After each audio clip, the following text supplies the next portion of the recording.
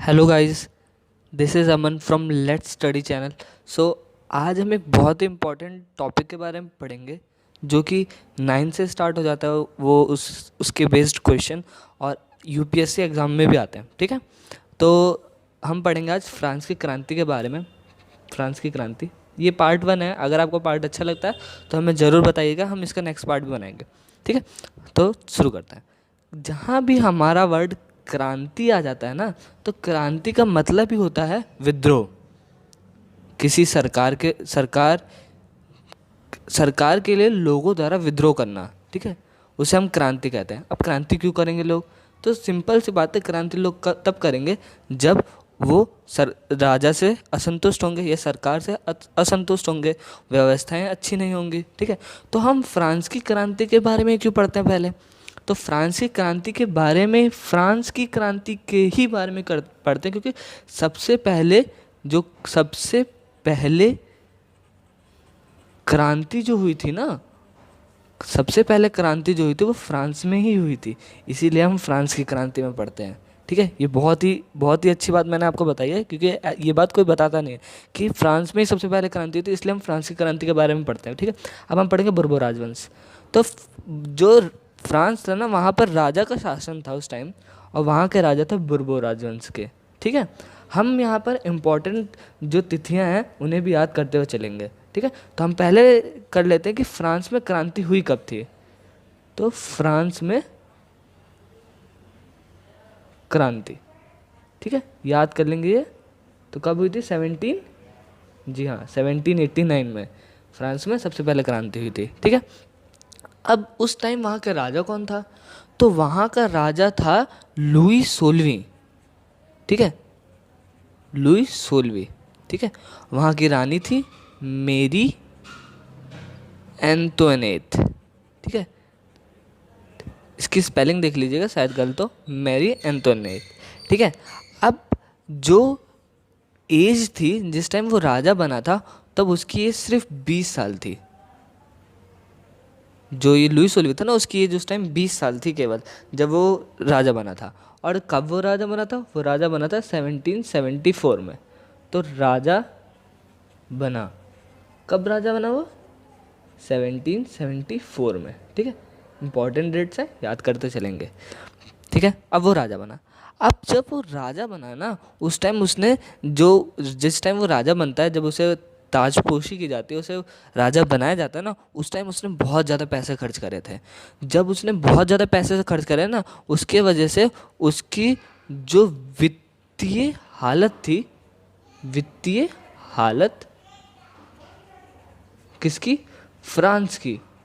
France की जो वित्तीय हालत थी वो बहुत ज़्यादा खराब हो गई, खराब हो गई। ठीक है, जब वो राजा बना, तो उसके बाद अब खराब कैसे? उसकी कुछ जो कार्य उसने किए थे ना, उसके वजह से उसकी जो स्थिति थी फ्रांस की, वो बहुत ज़्यादा खराब हो गई। तो उसने क्या क्या करा था वो हम देखते हैं। ठीक है, जिसकी वजह से जो वहाँ की वित्तीय हालत थी वो खराब हुई। तो उसके द्वारा किए गए कुछ गलत कार्य, गलत कार्य या नीतियाँ, हम कुछ भी कह सकते हैं इसे। ठीक है, तो पहला था, देखो पहला क्या था? पहला था उसका एक दोस्त था अमेरिका। ठीक है, अमेरिका उसका बहुत अच्छा दोस्त था फ्रांस का। ठीक है, अमेरिका प्लस फ्रांस, ऐसे याद करेंगे इसे, अमेरिका प्लस फ्रांस, दोनों का एक शत्रु था। ठीक है, दोनों का एक शत्रु था, उस शत्रु का नाम था ब्रिटेन। ठीक है, तो जो फ्रांस ने क्या करा, 13 अरब लिव्रे, ठीक है, ठीक है, ये याद रखना, नहीं सॉरी, 13, हाँ 13 उपनिवेशों को, अरब नहीं, 13 उपनिवेशों को उसने, उपनिवेशों को आज़ाद कराया। ठीक है, 13 उपनिवेशों को आज़ाद कराया, किसके लिए? अमेरिका के लिए। किससे आज़ाद कराया? ब्रिटेन से आज़ाद कराया, जिसके कारण उस पर 10 अरब लिब्रे का खर्च चढ़ गया। 10 अरब लिब्रे का कर्ज चढ़ गया। ठीक है, और प्लस में 2 अरब लिब्रे उसके ऊपर पहले से चढ़े हुए थे। तो जिसकी वजह से उसकी स्थिति जो थी ना वो बहुत ज़्यादा ख़राब हो गई।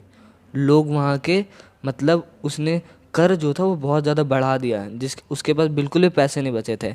जो दूसरी चीज़ थी, दूसरा क्या था कि जो विश्वविद्यालयों, सैन्य सेवाएं और अपनी शानो शौकत को बनाए रखने के लिए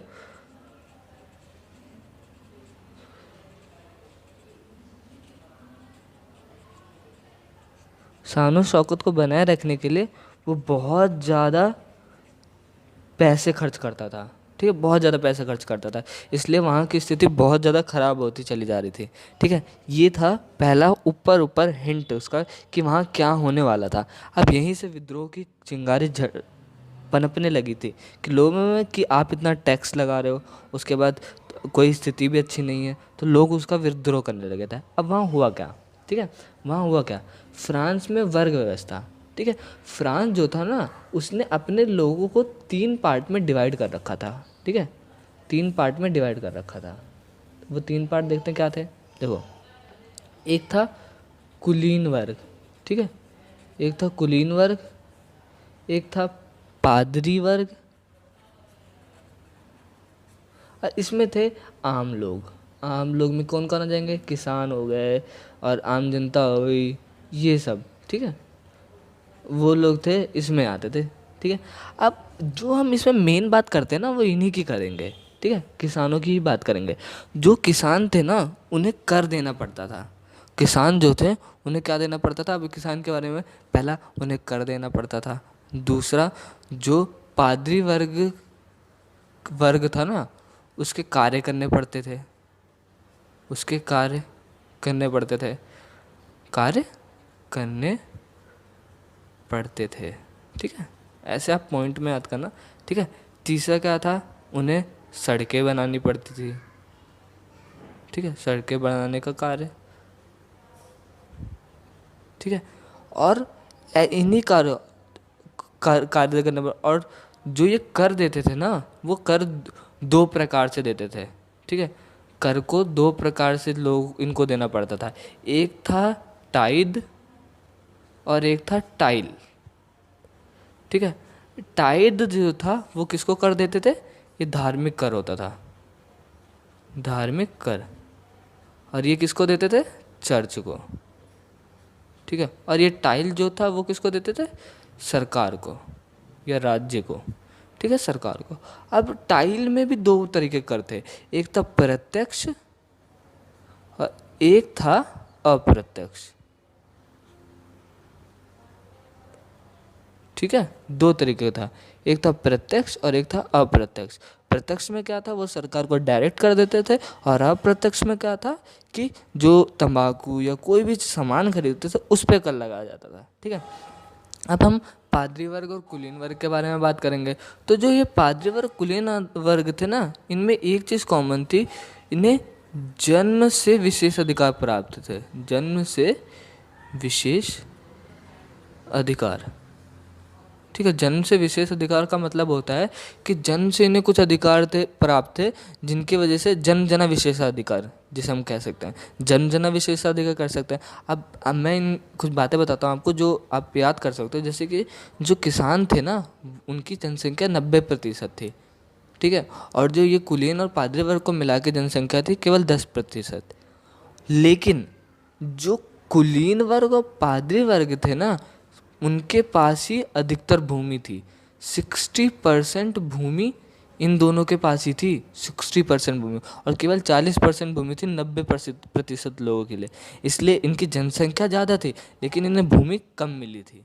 ठीक है, और जितने भी अच्छे कार्य थे, मतलब जो अच्छे कार्य होते हैं जैसे कि वकील, डॉक्टर, ये सब यही लोग बनते थे।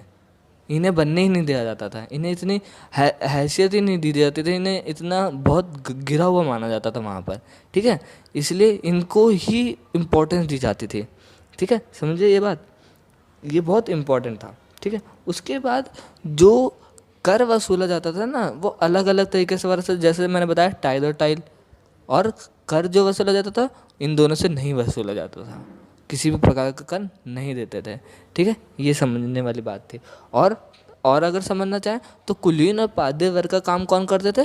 किसान, किसान आम लोग, ये बिल्कुल मतलब शान शौकत वाले थे, इनको कोई करना नहीं पड़ता था, ठीक है। अभी हमने एक बात करी थी लिव्रे की, लिव्रे की बात करी थी ना, लिव्रे। अब वो लिव्रे के बारे में पढ़ लेते, थोड़ा सा जानेंगे कि लिव्रे जो था ना वो यहाँ की क्या थी? करेंसी थी करेंसी थी। अब नहीं है, अब ये इसकी करेंसी नहीं है। 1794 में इसे अमान्य घोषित कर दिया गया, यानी कि यहाँ की करेंसी ये नहीं रही, अब फ्रांस की करेंसी ये नहीं रही। कब इसे अमान्य घोषित किया गया था? ठीक है, लिव्रे को समाप्त किया गया, ठीक है। कब? 1794, याद करेंगे हम, ठीक है। लिव्रे को समाप्त किया गया कब? 1794 में। उस टाइम तक यहाँ की क्या ही थी? करेंसी थी। अब देखो, हम टाइड के बारे में पढ़ा था हमने, तो टाइड का भी थोड़ा सा जान लेते क्या होता है। क्या था ये? टाइड एक धार्मिक कर था, ठीक है, धार्मिक कर, ठीक है, धार्मिक कर। दूसरा, ये क्या होता था, जो टाइड था ना, ये जितनी भी कृषि उपज होती थी ना, कृषि उपज का 10वां पार्ट होता था, 10th पार्ट, ठीक है। कृषि उपज का 10th पार्ट होता था, 1/10 पार्ट, समझे। यानी कि अगर 100 रुपये कमाया तो उसका 10th पार्ट यानी कि 10 रुपये तुम्हें देना होगा। किसे? टाइड, किसे देना पड़ता था? चर्च को, ठीक है। ये टाइड है, ठीक है, ये समझने वाली चीज़ है, ठीक है। और हमने टाइल पढ़ा था, टाइल क्या था? सरकार को क्या दिया जाता था? कर दिया, सरकार को टैक्स, कर मतलब टैक्स, याद रखना, कर मतलब टैक्स देना, ठीक है। तो आज हमने ये 2 इम्पोर्टेंट चीज़ें पढ़ी। पहली, बोर्बो राजवंश के बारे में, वहाँ का राजा कौन था, कैसे बना, क्या किया। और फिर हमने क्या पढ़ा? फ्रांस की वर्ग व्यवस्था, कि उन्हें कैसे कैसे बांटा था, कुलीन वर्ग, पादरी वर्ग, आम लोग, इसके बारे में हमने पढ़ा। अब हम नेक्स्ट वीडियो में इसके आगे पढ़ेंगे कि वहाँ पर संघर्ष कैसे हुआ, वहाँ की जनसंख्या ने विद्रोह कर दिया था, ठीक है। तो अगर आपको मेरा चैनल अच्छा लगा तो प्लीज़ इसे सब्सक्राइब करिएगा और बेल आइकन को दबा दीजिएगा। Thank you so much for watching.